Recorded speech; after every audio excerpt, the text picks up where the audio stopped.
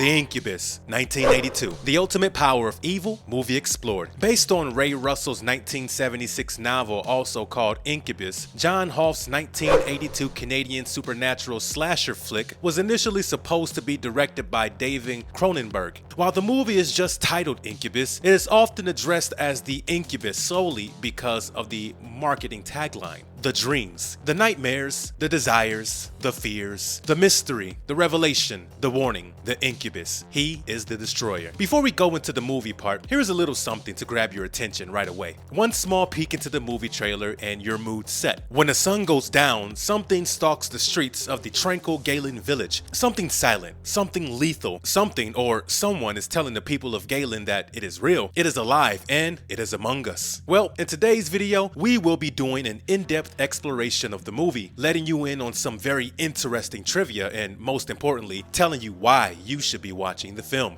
You better be ready for this one. Before we go into our explanation, we have a very small request. If you like our content, please support us by subscribing to our channel. This is a small click for you, but for us, it means a lot. Thank you. Let's begin.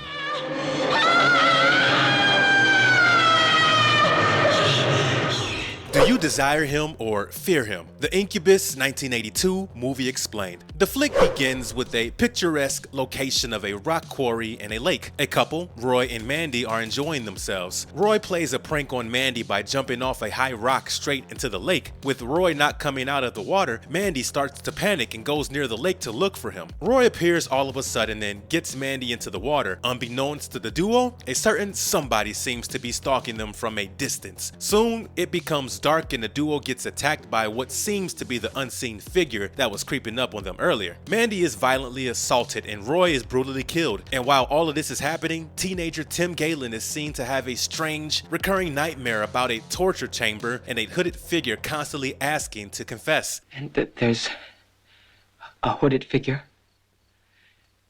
His dreams are dismissed by his grandmother, Agatha Galen. The next morning, Roy's body is discovered down at the quarry and a still alive Mandy, but in an exceedingly bad shape, in the beach hut. She is taken to the hospital and shifted to the intensive care unit with Dr. Sam Cordell treating her. Meanwhile, Laura Kincaid, an inquisitive, prying reporter from The Signal, arrives at the hospital and starts questioning around. Sam updates her about Mandy's ruptured uterus and the fact that they had to perform a hysterectomy so as to stop the bleeding. He also informs Hank Walden that he couldn't find even the tiniest trace of sperm inside Mandy and deduces that it was dry intercourse. I couldn't find a trace of sperm there.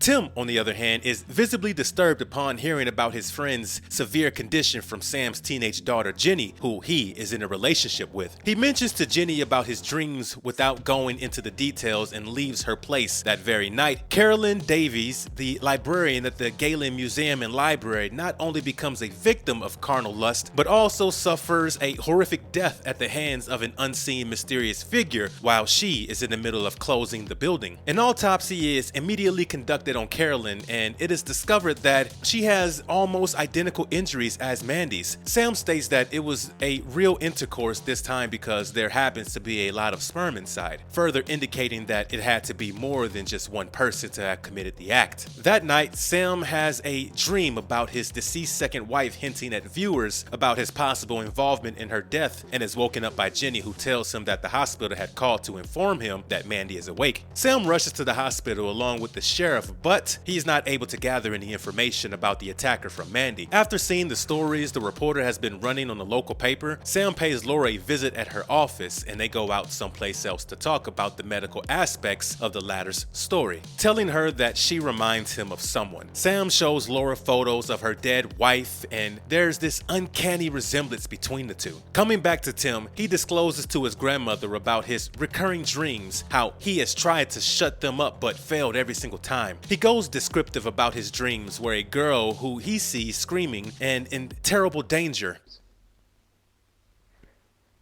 I can see her scream. With Agatha attempting to comfort him, Tim says that he believes himself to be accountable for his friend's death and that his past has something to do with all the murders. The local autopsy man, Ernie Barnes, happens to be the next victim along with his two daughters, Jane and Anita. Ernie gets viciously attacked at the farmhouse barn and ends up blowing his own foot off with his gun. Jane is violently killed while taking a shower, and as for Anita, it is her blood-curdling screams that gave one a fair idea of how terrifying her death must have been.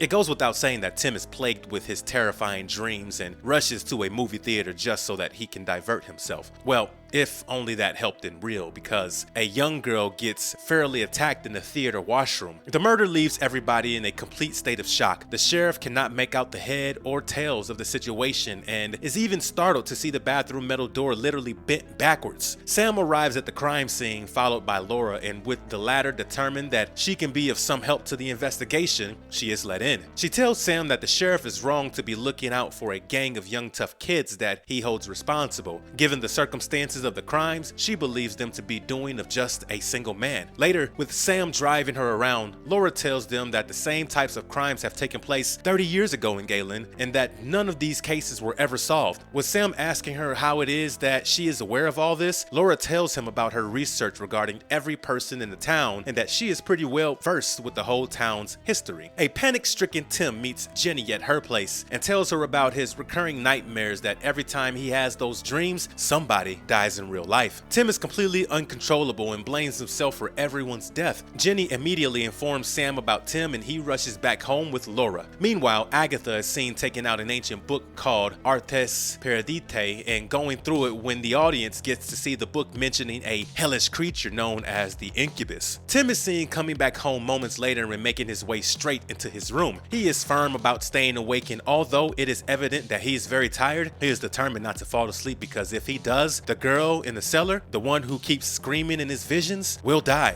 Before Agatha can confide in Tim something about the book in his dreams, Sam is seen pulling up outside their home. He takes Tim to the hospital and conducts a sperm test on the boy to compare it against what he has and, in other words, prove his innocence. While Tim's proven to be clean, Sam still feels there's something off about the whole thing. When he tells Lieutenant Drivus that Tim's dreams are bound to have some kind of connection with the murders taking place, the latter storms out, but not before saying that he will have 35 county officers put a stop to the group of people which he thinks is responsible for the crimes. He warns Sam not to turn the whole thing into something supernatural and asks the sheriff to let Tim walk free. Let the Galen boy go. Is that clear, Hank?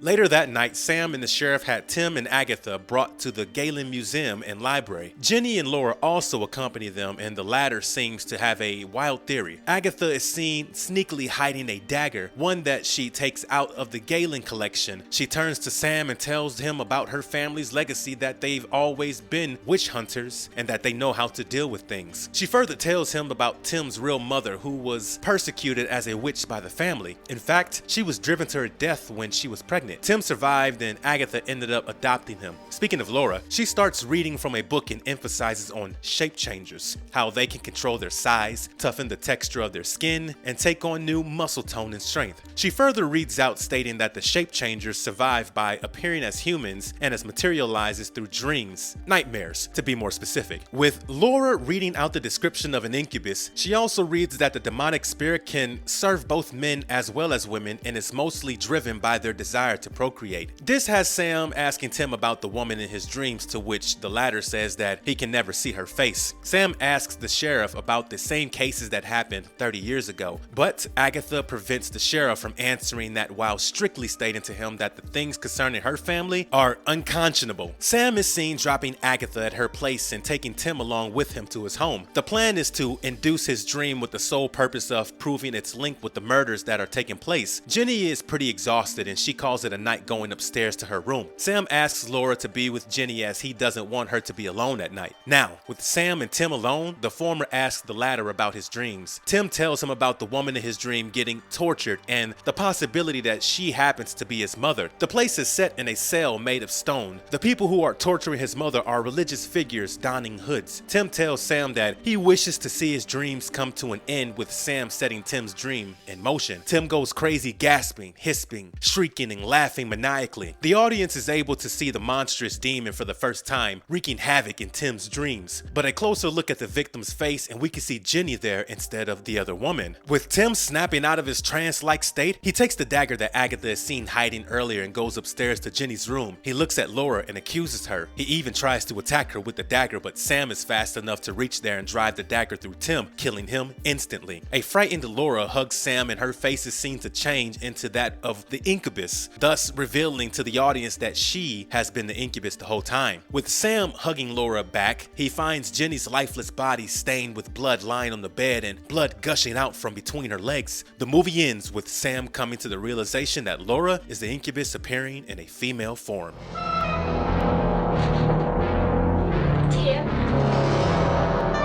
Things that you don't know about the movie. Well, we do have a bunch of things that do make the movie pretty interesting. To begin with, the entire movie was shot without storyboards, which ideally brings us to the location. As per reports, the whole movie is said to have been shot near Toronto. Actor Carrie Keane made her feature film debut with the movie, and John Cassavetes is reported to have rewritten about 80% of his dialogues. Why should you watch the movie? Bragging a runtime of 93 minutes, this slasher thriller here does throw a wicked twist ending right in your face, and please note that the atrocious assault, that murder scenes in particular, are not for the faint of heart. The scenes are conclusively brutal, and hats off to the performances of the victims for giving it such an authentic feel. John Cassavetes looks like a complete treat here, and fans of this Greek-American actor can totally get lost while staring at his eyes. Special mention has to be given to Stanley Meyer's impressive background score that effectively creates a perfect blend of both terror and anxiety, which run throughout the whole movie. We highly recommend that you give this an absolute shot. And if you liked our content, don't forget to leave a like and subscribe to us if you haven't already.